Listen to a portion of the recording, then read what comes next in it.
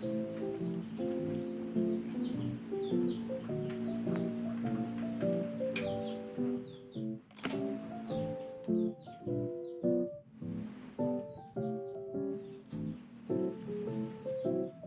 guys, good morning.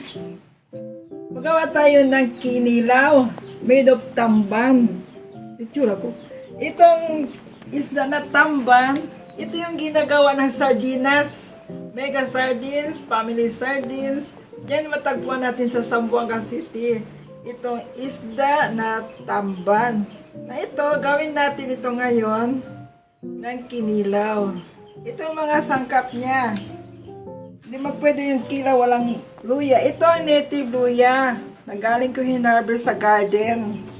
Mayroon din pipino. May daong sibuyas. May bell pepper. At spicy pepper. Ito, mahaba na sili. May bitchin. May onions. Okay, magluto na tayo guys. May vinegar. Okay, linisin natin yung isda. Tanggalin natin yung buto at saka yung ulo niya at saka yung gills. Linisin natin ito. Ito na guys ang isda tamban. Nilinis ko na. Tinatanggal ko yung buto pati yung gills niya. Ngayon, ini-slice ko ng maliit-maliit para gawin natin kinilaw. Ito na, kunti lang ginawa natin kasi ang iba gawin natin fishball. Malinis na yung isda. Ibabad natin siya sa suka. Mawala yung lansa niya, suka, onions at bawang. Ayun, lagyan natin ng konting asin. Bitchin.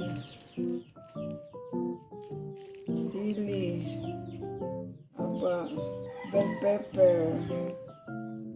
Bell pepper. Ayan natin yung cucumber. Slice na yung cucumber.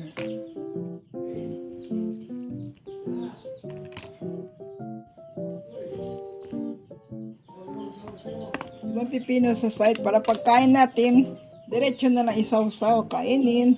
Ganyan. Ito na. Lagyan din natin ng onion, spring onion, daong sibuyas.